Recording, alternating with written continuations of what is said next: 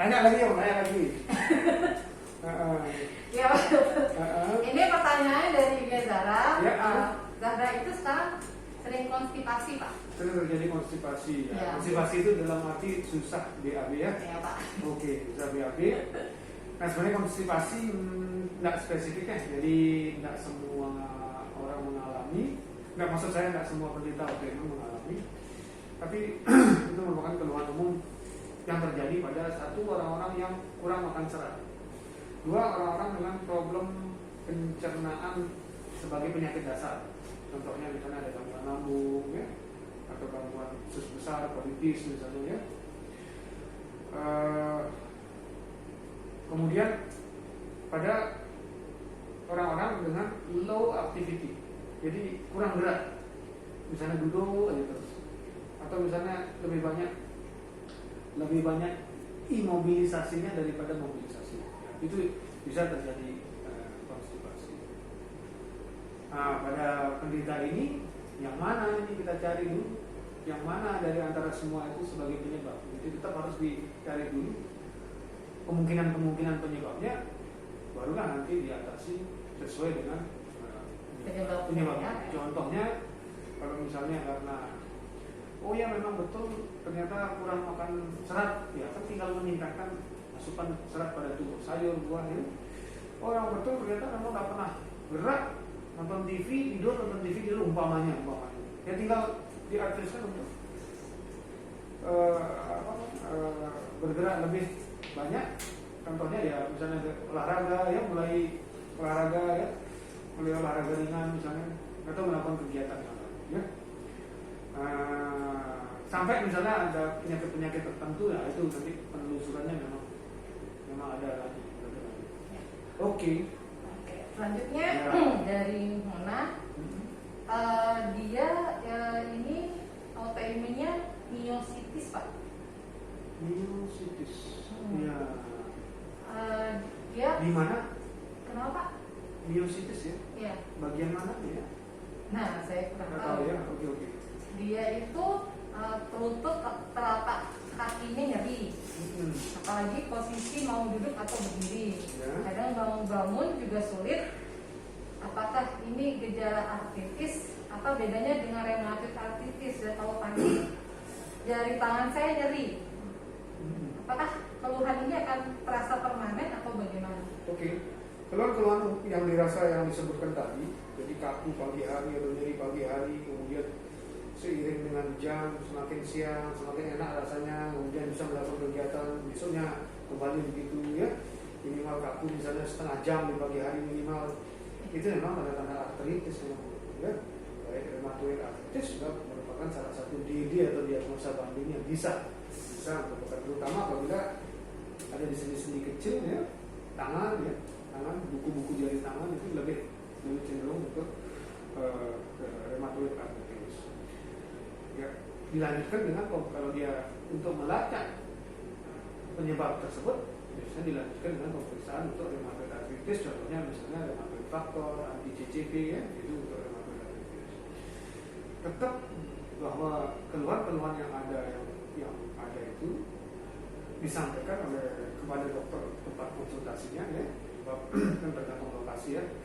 Yang penting ke dokter, kalau sudah usia dewasa ya memang ke dokter penyakit dalam ya, disampaikan supaya bisa dilacak apa kemungkinan sebagai diagnosa banding atau kemungkinan sebagai penyebabnya, sehingga akhirnya dipilah-pilah kemudian ditapis, akhirnya mendapatkan penyebab yang paling tepat daripada keluhan tersebut. Kalau hanya dari wawancara atau hanya cerita benar begitu, ya melihat dari keluhannya itu, kaku misalnya pagi hari di buku-buku tanah, memang paling banyak dialami oleh penderita rheumatoid arthritis. Apa bedanya artritis sama rheumatoid arthritis ya? Artritis itu peradangan di sendi. Rheumatoid arthritis ya peradangan di sendi akibat faktor rheumatoid tadi ya, rheumatoid yang merupakan penyakit salah satu penyakit autoimun ya. Oke, saya rasa itu jawabannya. Selanjutnya pertanyaan dari Mbak Tommy dan Sri, hampir mirip. Namanya apa sama saya? Pak Rohmi, perawat di rumah sakit. Iya. Ya, Pak Rohmi. Dia ini dia bilang saya suka mengatur sendiri Apanya? apa dosisnya kalau Iya. bagaimana. Bukan perawat kali ya? Ibu Sri juga begitu. Jadi Ya. kalau misalnya mau nge-flare ngerasain udah nggak Ya. enak, naikin. Nah, bagaimana menurut Pak Dokter naik turunnya dosis obat tanpa konsultasi dengan dokter? Iya. Turunnya dosis obat tanpa konsultasi dokter ini agak sulit terjadi. Dengan naik turun itu apa yang dirasakan? Jadi, saya kumat, kemudian saya naikkan, kemudian setelah dinaikkan saya enak, kemudian saya turunkan lagi, akhirnya saya kumat lagi, saya naikkan lagi, akhirnya saya enak lagi, akhirnya saya turunkan lagi, akhirnya saya kumat lagi. Nah itu kan artinya dia sebenarnya masih memerlukan dosis yang tertentu sebagai buffer atau sebagai penekan aktivitas autoimun supaya dia tidak kumat-kumatan begitu. Artinya waktu dia turunkan dosisnya itu sebenarnya dosisnya tidak cukup untuk melakukan supresi terhadap aktivitas autoimunnya, makanya dia merasakan kekumatan itu kan. Tetap saya anjurkan untuk konsultasi dengan dokter yang ada ya setempat ya, di mana tempat tugasnya atau tempat konsultasinya, supaya bisa dilakukan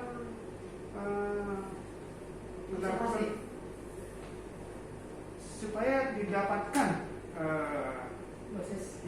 dosis atau obat yang sesuai ya, dimana dengan dosis tertentu atau obat tertentu atau kombinasi obat tertentu yang bisa menyebabkan stabilnya keluhan.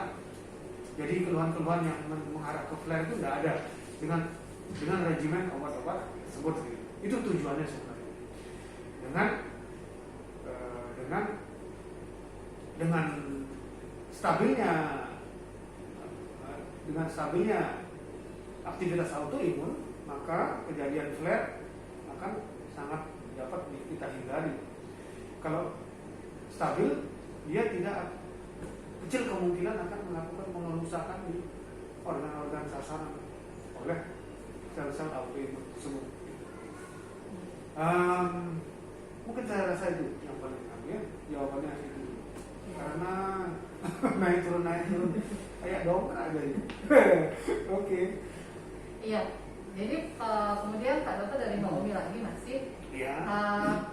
Dia pernah jadi menurut penjelasan setelah dia melakukan melakukan konsultasi begitu.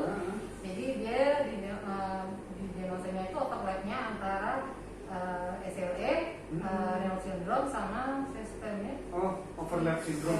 SIS apa namanya? Jadi SLE, apa yang Reynolds phenomenon sama systemic sclerosis. SS ya. Ya. Pemeriksaan apa saja yang perlu saya lakukan untuk mengetahui perkembangan penyakit saya ini? Tetap untuk melihat untuk autoimun ya. Untuk autoimun tetap harus melihat indikator dari keaktifan penyakit, indikator peradangan. Yang paling sederhana ya laju endap darah yang ada di mana-mana ya, bahkan di laboratorium yang paling sederhana juga ada ya. Pemeriksaan darah tepi, DL istilahnya ya, deposit, AB, trombosit, laju endap darah. Kemudian untuk menilai aktivitas penyakit dapat dilakukan pemeriksaan misalnya komplement C3, C4. Kemudian juga aktivitas peradangan, kalau LED misalnya lebih canggih dari LED namanya CRP atau HSCRP ya, itu bisa diperiksa. Itu menilai tingkat peradangan yang ada dalam tubuh secara akurat atau tingkat pemakaian komplement akibat peningkatan aktivitas sel-sel autoimun. Kalau sel autoimun kita meningkat aktivitasnya, mau flare itu, komplement tubuh dipakai sehingga nilainya akan berubah. Nah itu juga bisa sebagai indikator. Selain tes rutin, misalnya seperti fungsi ginjal, fungsi hati, SGT, SGPT ya, gun kreatinin, dan periksa urin ya. Saya rasa itu aja yang rutin dilaksanakan. ya. Kemudian yang pemeriksaan itu tadi hanya berdasarkan apabila terdapat kekuatan, dicurigai ada kekumatan yang agak kuat, flare istilahnya dari autoimunnya. Ya baru agak canggih sedikit. Ya. Selanjutnya dari Mbak Putuweni. Ya. Apakah ada efek kepada mata? Ini sama seperti April. Obat yang kita minum apakah ada efeknya ke mata? Itu tergantung obatnya apa. Misalnya yang sudah jelas-jelas kayak hidroksikloroquine ya, golongan kloroquine memang ke mata ya. Biasanya dia tidak tahu obatnya apa ya, jadi kita tidak bisa menjawab lebih lanjut. Jadi kalau misalnya untuk yang Odapus disarankan berapa bulan sekali kita kontrol mata, Pak? Kontrol mata? Saya belum, maksud saya tidak membaca secara, belum pernah baca untuk berapa bulan sekali periksa mata itu. Yang jelas kalau orang-orang dengan yang minum obat-obat golongan kloroquine itu harus kita waspadai terjadinya gangguan mata ya. Kita lapangan pandang itu orang ya, kemudian kabur, nyeri, boleh bisa. Nah, apabila terjadi itu memang harus segera dihentikan dan kontrol ke dokter mata juga harus dikonsulkan juga. Nah, hal-hal yang lain yang bisa membuat kabur ya mata juga obat imunosupresan, kortikosteroid, metotrexate, dosis tinggi yang agak panjang memang dia akan mengganggu mata, kabur pandangannya. Tapi tidak ada, kita harus tanya sama Abah Rahmat Gunadi, Abah Dokter Rahmat Gunadi, berapa bulan sekali sebaiknya periksa mata? Apakah sama dengan orang normal? Orang normal setahun sekali periksa. Ya? Nah, mungkin tidak sama dengan orang normal, bisa kalau tidak sama ya bisa 6 bulan sekali. Tapi saya tidak tahu pasti, saya tidak bisa jawab berapa bulan sekali periksa mata. Oke. Kalau dari Vira ini, apakah Odapus boleh makan makanan yang berbahan dasar kacang hijau? Ya, yang tak boleh itu, yang jelas nggak boleh itu sprout. Sprout itu toge besar-besar. Togenya bule di luar negeri itu sprout namanya. Kayaknya di Indonesia ada kecambah, tapi kecambah besar-besar. Kecambah kita di sini menurut para ahli beda sama sprout itu. Jadi saya rasa nggak ada pantangan yang begitu khusus ya, kecuali makan yang meningkatkan yang sudah jelas-jelas sebagai imunomodulator, contohnya makan yang mengandung echinacea misalnya, memang itu secara jelas tidak disarankan karena akan meningkatkan atau bisa meningkatkan aktivitas autoimun ya. Tapi kalau makanan yang sehari-hari kita kayaknya nggak ada pantangan kecuali sprout itu. Oke, selanjutnya jadi Yani Pak. Masih banyak ya? Lagi sedikit Pak. Dari Yani ini anak saya 2 orang Pak, dua-duanya dia udah hapus dari sebelum menikah gitu. Oh iya, Bu Yani ini udah hapus. Ya. Oh iya. Keduanya punya sensitivitas pencernaan dan kulit. Ya. Nah, menurut salah satu dokter yang saya konsultasi, dokter anak konsultasinya, itu karena ibunya adalah Odapus. Apakah bagaimana menurut Pak Dokter? Ya, karena dia terkait gen, menurut saya bisa ya. Even bahkan pada orang-orang yang tidak ada ibunya yang tidak ada autoimunitas, tidak ada ini, maupun bapaknya tidak ada autoimunitas, anaknya pun bisa alergi misalnya susu sapi gitu, banyak kita lihat. Itu banyak sekali faktor. Karena untuk munculnya penyakit yaitu yang kayak segitiga itu, ya host, lingkungan sama agent itu saling berinteraksi untuk di masa pertumbuhan janinnya itu 0 sampai 9 bulan itu. Plus waktu sudah melahirkan misalnya kena susu sapi ini misalnya gitu ya, karena nggak bisa keluar dari susu, kemudian dini kena susu kaleng misalnya. Saya rasa itu, tapi yang lebih tahu itu dokter anak ya. Tapi saya rasa itu berperan juga dalam membuat alergi. sensitivitas pencernaan ini. Saran saya kalau memang ada demikian, sebaiknya kita konsultan sama ahli anak, spesialis anak, konsultan imunologi. Sayang di sini belum ada ya, mungkin paling dekat dari Surabaya. Surabaya Ada ada. Denpasar ada. Surabaya juga ada. Oke, Pak. Iya. Terus pertanyaannya dari Mbak Rohini. Ya. Apa dampaknya jika penderita lupus positif COVID-19? Dampaknya seperti orang lain, dia positif. Oh. Apa yang bisa terjadi pada orang lain bisa terjadi juga pada orang non autoimun, juga bisa terjadi pada orang autoimun. Nah, masalahnya adalah kalau orang autoimun ini apakah lebih rentankah dia sama COVID? Itu menjadi pertanyaannya, Bu loh ini. Lebih rentan apa enggak sama COVID? Tidak bisa jawab karena tidak ada, belum saya baca penelitian yang membandingkan antara orang autoimun sama orang yang normal non autoimun terhadap paparan COVID ini. Secara umum ya tetap aja kita berhati-hati, ya. Tetap kita berhati-hati. Memang orang-orang yang mengalami autoimunitas kan minum obat-obat imunosupresan sehingga sistem imunnya menjadi lebih lemah daripada orang-orang lain, ya. Nah, itu aja patokannya. Dengan demikian memang kita melindungi diri itu jauh lebih penting daripada yang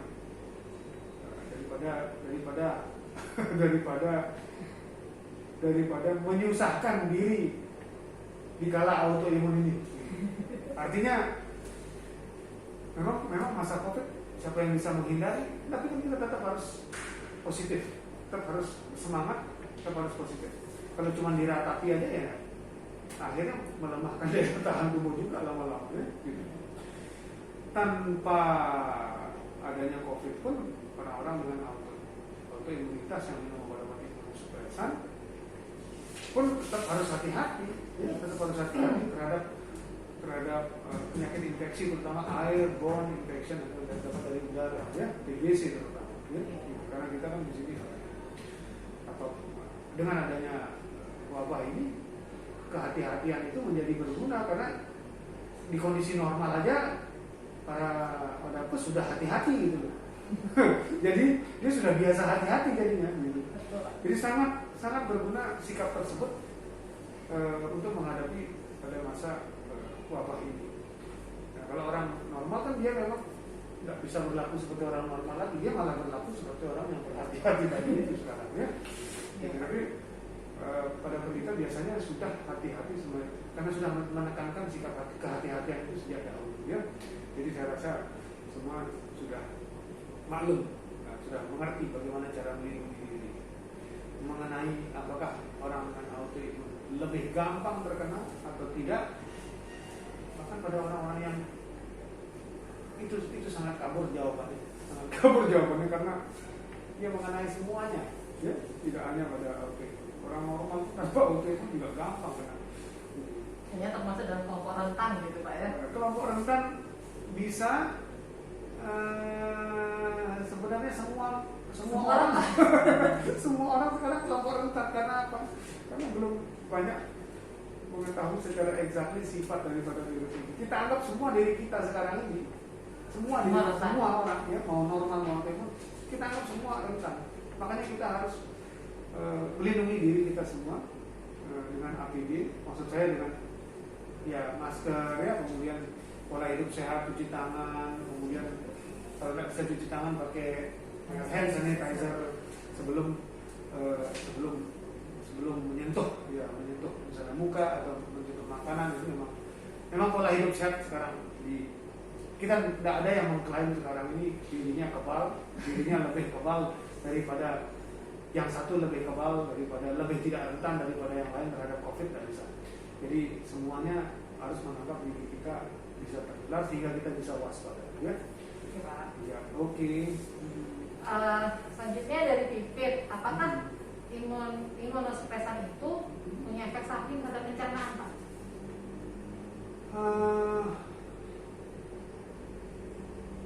Ya, contohnya bagaimana ya? Contohnya misalnya minum metilprednisolon kemudian sakit mah gitu misalnya. Ya begitu ya. Iya, dia ya lebih ke mahnya Pak. Kalau dia dengan gangguan gastritis itu misalnya, radang lambung, memang ada beberapa obat-obat tertentu yang agak lebih gampang untuk membuat dia kumat. Ya, contohnya anti nyeri gitu. Golongan NSAID itu gampang kumat. Kemudian methylprednisolone pada dosis yang agak tinggi juga bisa membuat lambung tidak enak, gitu ya, kondisi radang lambung. Nah, cuman obat-obat yang lain itu sangat bergantung. Yang soalnya tidak disebutkan spesifik obatnya, jadi kita tidak bisa bilang ya. Terus yang ini dari Nopas. Saya ini cepat lelah kayak lihat nih. Padahal saya WFH dan nggak pernah keluar rumah. Nah, obat saya sekarang itu metil 4 mili, MTX, Aspolax, ada Pak, sama kalsium. Nah, tapi sekarang saya sedang minum suplemen untuk diet Pak, yang mengandung protein tinggi. Nah, muncul memar-memar di badan saya setelah 4 kali mengkonsumsi itu. Apakah ada pengaruh itu kalau memang saya sedang fail? Ya, mungkin saja ya. Mungkin saja work from home kemudian menjadi lebih lelah. Mungkin worknya lebih banyak di home-nya itu. Sehingga jadi lebih lelah daripada dia Gak sadar gitu ya. Iya, kan gak sadar di rumah sendiri. Ngapa-ngapain bersih itu banyak kegiatan ya. Ya bisa saja. Mengenai flare setelah minum suplemen tertentu ya bisa aja, terutama suplemen yang bisa meningkatkan daya tahan, yang mengklaim ya suplemen mengandung, anggaplah suplemen imunomodulator namanya. Ya. Nah, ini suplemen diet tuh. Suplemen diet isinya kita nggak tahu. Iya. Memang tulisannya suplemen diet, sama kayak jamu untuk rematik. Jamu untuk rematik kadang-kadang ditemukan atau dirazia oleh pihak berwenang, isinya kimia, dexametat, golongan dexa, golongan piroxicam, isinya ya gitu. Nah ini memang kata-katanya dia, tapi kita apa isinya kita juga tidak tahu. Saya juga tidak tahu ya. Yang jelas si penanya mengaku setelah minum obat diet tersebut jadi flare, itu sudah jelas. Jadi sekarang mau flare ini menuduh siapa lagi kalau nggak menuduh yang itu? Ya bisa saja menurut saya ya, muncul karena itu.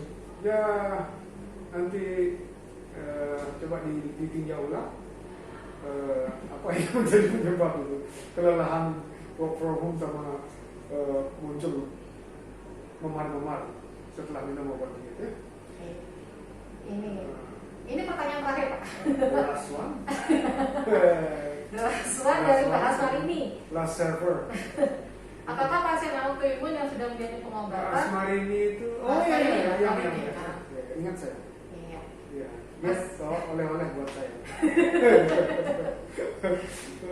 Apakah pasien autoimun yang sudah menjadi pengobatan masih bisa rentan terhadap penyakit meningitis? Oke. Jadi autoimun yang sedang mengalami pengobatan. Yang sudah menjalani pengobatan. Sudah itu maksudnya sudah selesai, Sedih, tidak berobat lagi. Apa sudah berobat, tinggal melanjutkan obat stabil? Yang mana ya? Nah, kita nggak tahu ya. Yang jelas begini, saya bilang mengenai meningitis ya.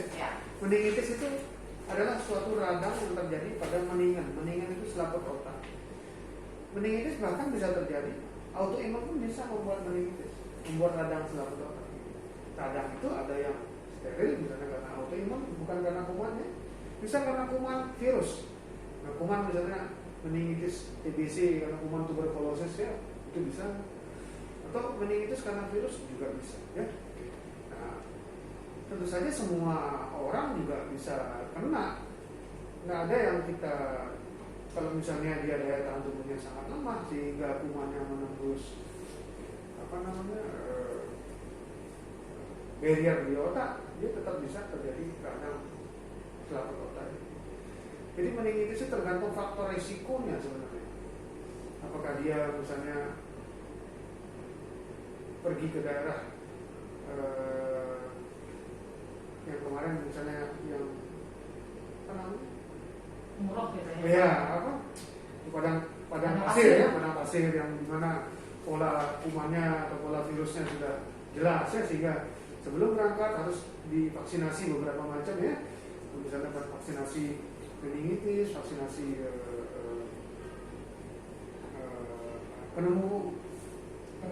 pneumonia ya, pneumokokus itu. Jadi walaupun sudah atau sedang mengalami pengobatan atau sudah mengalami pengobatan atau bahkan sedang mencari up and down dosis obat, ya tetap bisa kena ya, apabila ada faktor-faktor yang menunjang untuk terjadi kena, karena lingkungan seperti tadi itu sedang pergi ke bepergian ke area pada pasir misalnya tadi, atau Timur Tengah ya, atau misalnya daya tahan tubuhnya sedang lemah sekali sehingga begitu ada orang TBC yang batuk menyebarkan droplet terhirup juga bisa. Jadi apakah bisa terkena meningitis? Ya tetap bisa jawabannya. Orang normal aja bisa, ya, gitu. Orang normal yang sedang lemah daya tahan tubuhnya bisa. Ya. Jadi begitu pula orang dengan gangguan